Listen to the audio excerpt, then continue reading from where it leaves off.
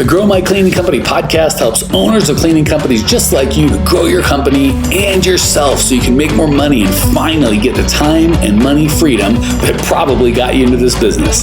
Discover how to automate and create systems that allow you to grow like crazy without losing control. If you dig the show and want to show some love, subscribe, rate, and review on iTunes. It really helps.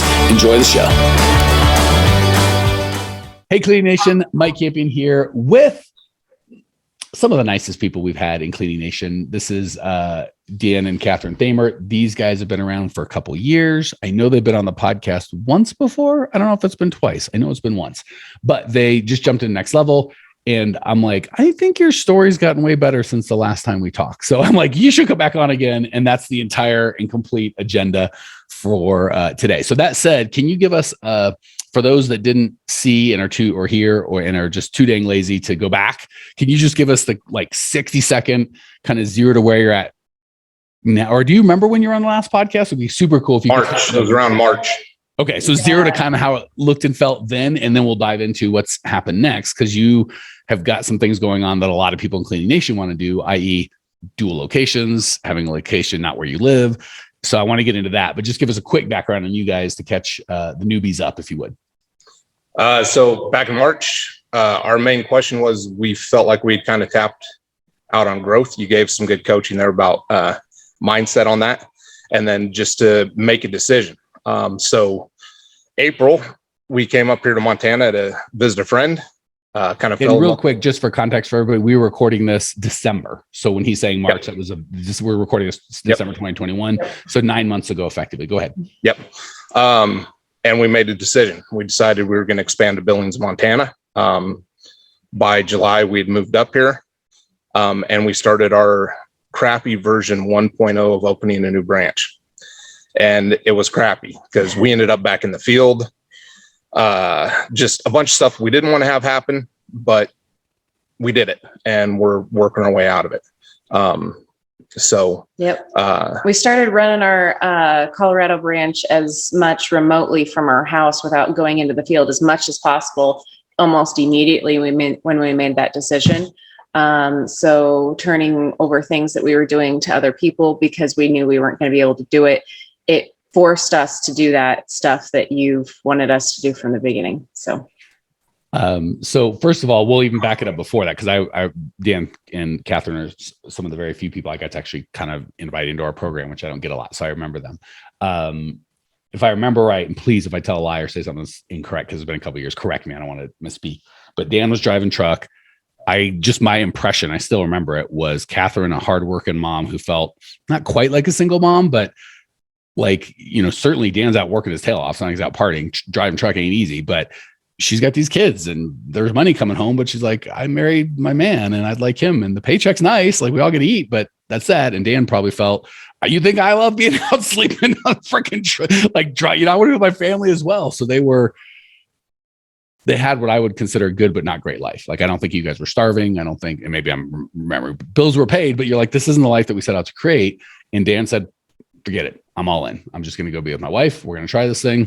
Goodbye trucking. And if I remember right, it wasn't the easiest transition. It wasn't like as soon as you made a decision, everything went great and you just took off to the moon. There was some fear and some wobbliness and some blech, frankly. Yeah. How long did it take to go from that, where Catherine's kind of doing her thing, semi full-time, as full-time as you could be when you're trying to raise kids, because you have several kids and your husband's not always there. And so you were as full-time as you could be. How long did it take from Dan coming home to you feeling like, okay, we're settled out of the field and kind of paying bills? December 2019, I parked the truck. We talked to you January 2020. Shortly after that, we revamped a lot of stuff, dropped in clientele number pretty good. Then by June of 2020, we hired our first employee. Okay. But as far as being out of the field and everything, it was by that Daniel was out of the field by July. So essentially 6 months later, by the time he had joined us, he was doing more of the office stuff and implementing different things, where I was still in the field managing and running rags, supplies, all of that other stuff that was still doing, but and advertising and But yeah, it had changed quite a bit because before he had come home, I was doing 8 to 10 hour days of work and running 4 kids to all their extracurriculars. And he was only home 3 days a month. So, and I'm guessing when he was home, was still, work itself, putting all of his laundry through, getting all of his meals prepped. And yeah, it was not really. Well, and also just like, I'm sorry, I know, and not to make anyone's job harder or easier, but you're going, I just have these 4 kids all by myself with no help, and I'm trying to run a business, help out. And he's like, I've been on the road. I have 3 days. Could I lay down for 10 seconds? Would that be okay? That had to be just a massive amount of pressure on your relationship with each other. I know Dan had a lot of, like me, if I couldn't see my kids for 27 days, I wouldn't feel great for me. And my wife, for God's sake, I like my wife. I know you guys like each other. That's a problem. Yeah. So, no, I kind of had a break at that point where I'm like, I got it. Something's got to quit.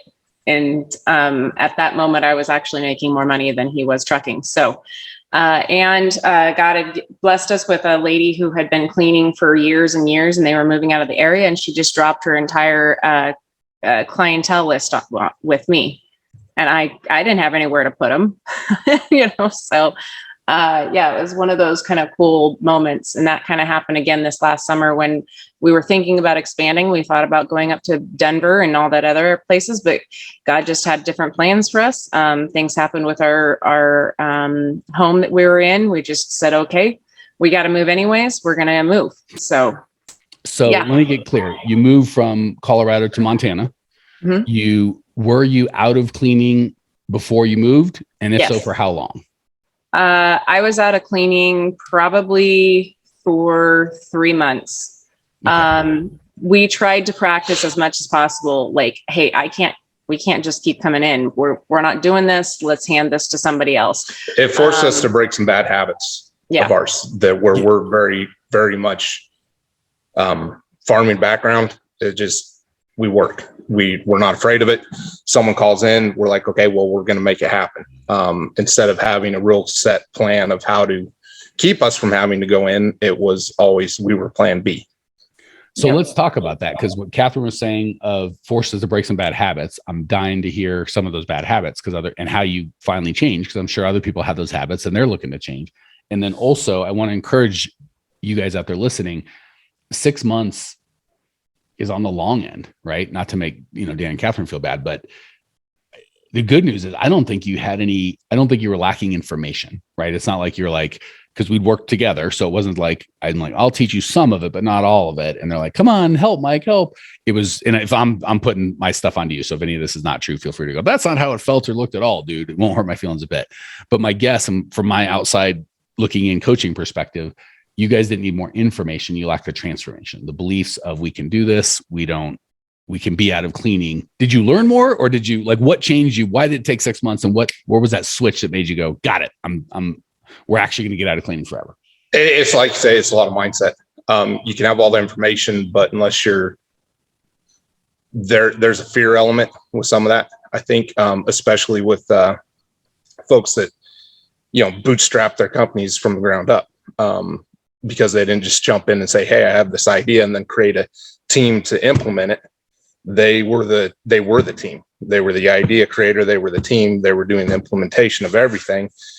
And you have this little bit of fear when you're sitting there going, okay, well, if the cleaners can't show up, how much, am I going to, how much am I going to piss clients off if I have to reschedule, and there's that mindset that it's just, you got to get over. And since you've been out of cleaning, how many times, if any, did you have to reschedule, and how did the clients respond? Well, it's for the most part. We just, and we're trying to get this expressed to some of our team back in Colorado that they don't have to jump.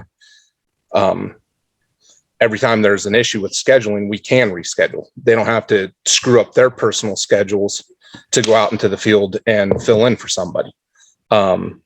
Because we're not going to lose clients over it. I mean, there has been some times where we've had some, mistakes as a company that have caused us to lose clients. I'm not going to say that doesn't happen, but that would happen if we were in the field or not. Type deal. It's really a fear deal, and you got to just kind of push past it and just tell yourself you're going to give it a try, do it, and then see the other side that's not as bad as you thought. Yeah. And that's why I like talking about, fine, let's talk about that. How many clients left? A couple. And you got cancer and died? No, we just moved on with our lives. I'm like, oh, okay. So maybe some things bad can happen, and that's just that. So I think oftentimes the fear of what's going to happen is far worse than what actually happens. And then we end up living a real fear, which is we work all the daggum time. We can't grow a company because we're too busy cleaning toilets, as opposed to trading in it. All right. So you guys took 6 months to get from cleaning both of you to cleaning neither of you, give or take? Yeah. Okay. Again, I'm going by memory, so feel free to correct me. I'd rather be correct and look stupid than you guys are like, well, he's completely wrong, but let's move on. So it took about 6 months, and then we had 3 months of not cleaning.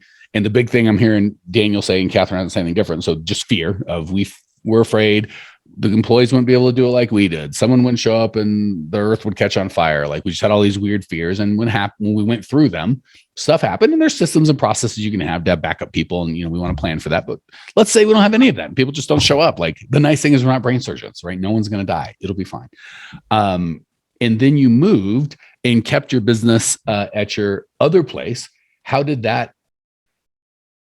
I'm sure you had fears about that, as anyone would. How did the reality of that match up with maybe your fears and or expectations of that?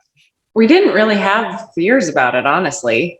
When we talked to you in March, and your biggest coaching to us then was just make a decision. Whatever it is, make a decision and move on. Was making us overwhelmed and exhausted, and that's kind of, we were trying to put numbers to it and do the research on the communities that we were going to possibly go into, and this, that, the other thing, and oh, is this going to work? It was just a lot of, you said, hey, make the decision, move on, and if it's the wrong decision, make a new decision.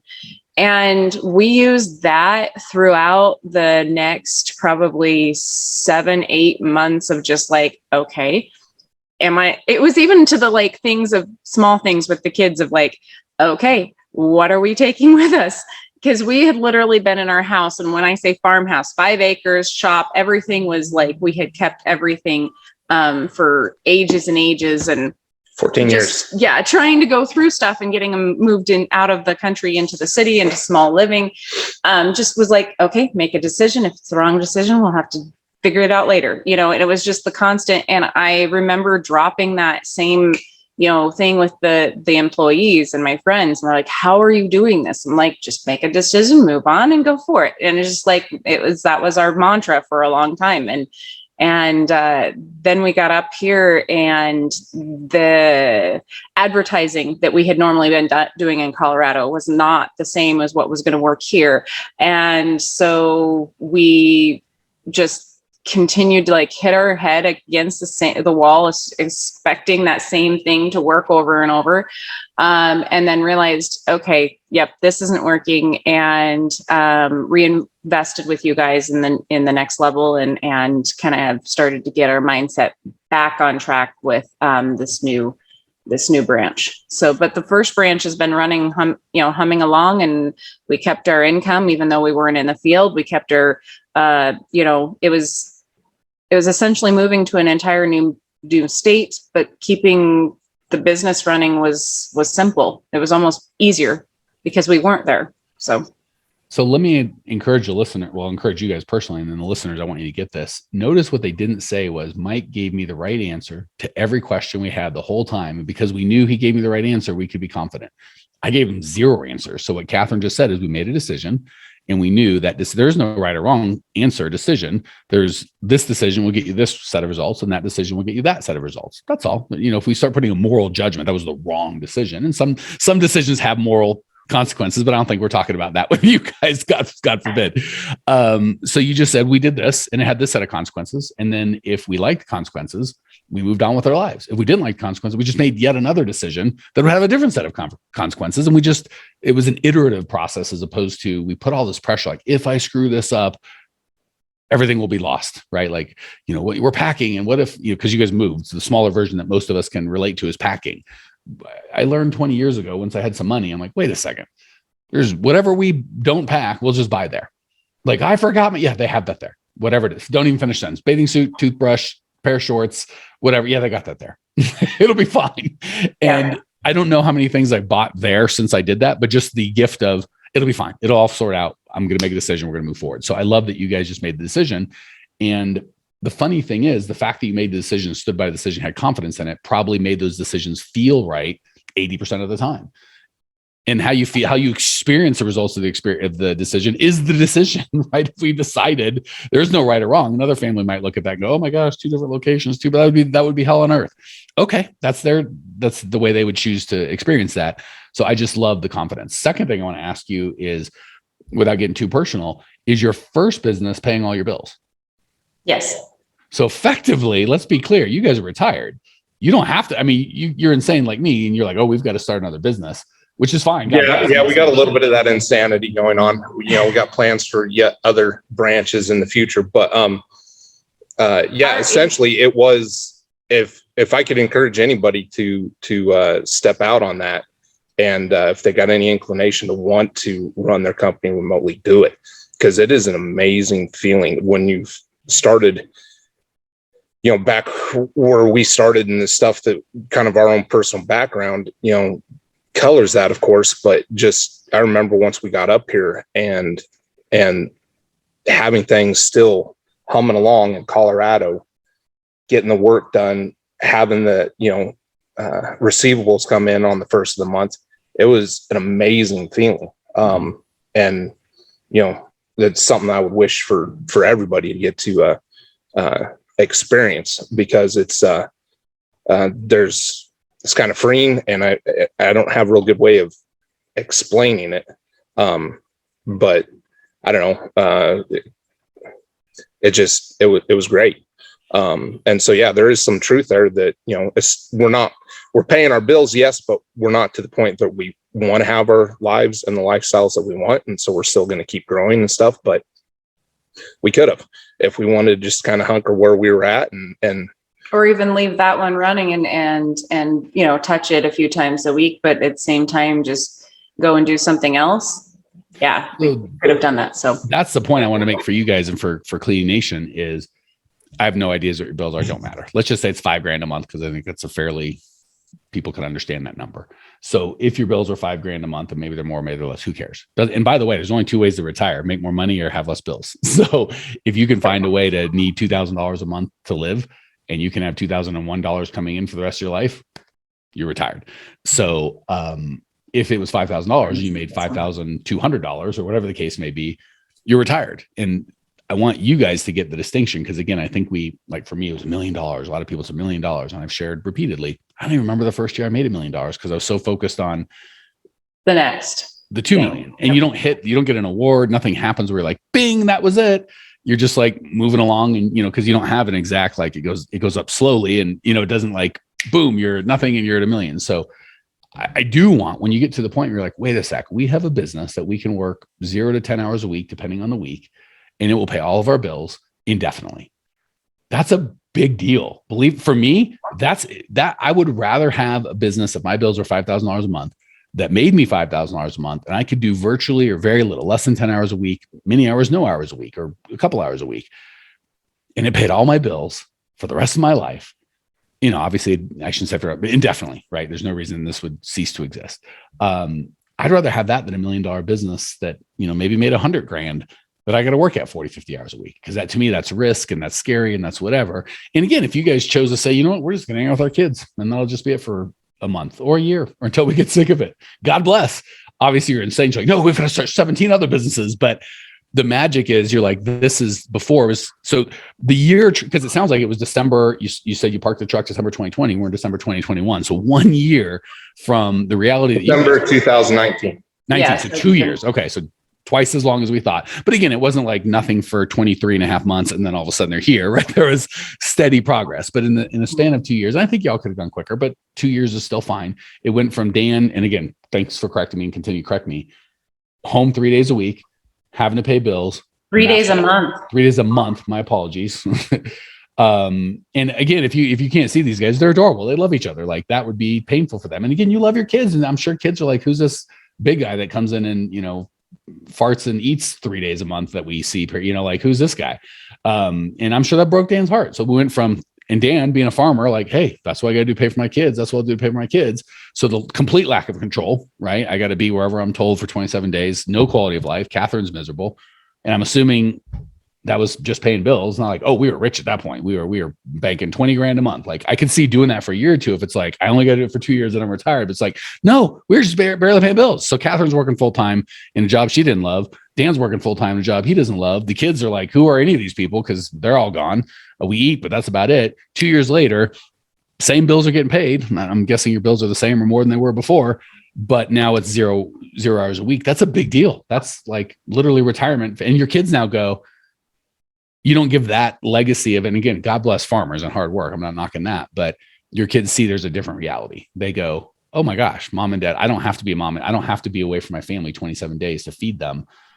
We can create something that magically does it. So that's got to feel good. All right. We're cool. Absolutely running out of time. In the minute or two we've got, if you could give the biggest encouragement to folks that are like, okay, but how do I do that? And you were folks that listen to this podcast and go, but how do I do that? I'll give you each a minute to just speak to that person, those people. I think originally the advice you gave us in March, decide, make a decision. I went back through your book this last year, and I sat down and I actually worked, did the backwards engineering of the numbers of what I wanted to see accomplished in my life and what that was going to take. Kind of surprised the crap out of me how just big of a number I want to get to.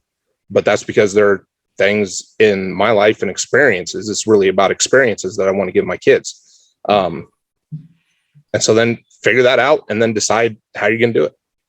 Make that decision and go. I love that. So people, just so you guys know, people come to us going, I want help. I want coaching, I want support and all that stuff. And that's great. We love it. Well, that's why we're in business. So no complaints. But the people that are interested but not committed to that, we have a very hard time even accepting as clients. People that have decided and go, I'm going to do this. This is happening. This is a reality I will create in my life. I think you'll make it easier. But if not, I'll try the next thing and the next thing and the next thing for 1,000 things. When you all bring that to the table, we can help anybody. When you're interested but not committed, sometimes we can't even take you as a client. If we can, we got to work twice as hard to get half the results. Catherine, we're going to give you the last word, sister. My last word would probably be that you're stronger than you think you are. A lot of the women and men that I employ, they struggle through things, and it's just that you're stronger than you think you are. And you just need to just say, I'm going to do what I can today. And if it didn't work out for tomorrow, we'll figure that out tomorrow. But today is what you got. Giving yourself permission to do what you can do and let the rest go for tomorrow. That's kind of a big fat deal. All right. I'll make sure we put a link, ideally to their first podcast, because I'm guessing a lot of you guys are like, I want to hear that. And I'll see if we can put a link to my book. Which one are you talking about? I'm a Freaking Genius. Why is this business? We have two. I'll put a link to both. There we did that one. No, I think this one with you running out of the safe. $1 million service business secrets. Yeah. All right. I'll put a link to both. That way you can have them. All right. Guys, gals, you're amazing. Cleaning Nation. Big takeaways I would have is decide, be okay. There's no such thing as a wrong decision. There's just a decision that gets you results you don't like. And then you just make another decision to fix that one. And then just like what Catherine said, you're stronger than you think. You got more. And once you decide that, you can really untap that power and get the results that you want. If you're like, I need more help, this is amazing, but I need more help than just a stupid book, go to growmycleaningcompany.com. Everything we offer you need is right there. Check it out. I'll see you there. Well, here we are, the end of the podcast, and you made it. Great job. I've got a little bonus for you for sticking through with me. But like I mentioned before, if you got value out of this podcast and you want to show a little love, subscribe, rate, and review on iTunes, Spotify, wherever the heck you're listening to this thing. Share with a friend, share the love. And as a special thank you for those of you that stuck with me to the end, how about I give you my personal phone number so we can text? It's a great way for me to get to know you, your business, your goals personally. So shoot me a text now, 602-932-6431. That's 602-932-6431. I am the only one who responds to these texts, and I will personally respond to everyone I possibly can as long as this number is manned. Don't know how long we're going to keep this at the end of the podcast, so grab it now. 602-932-6431. Give me a text, say hey, can't wait to meet you.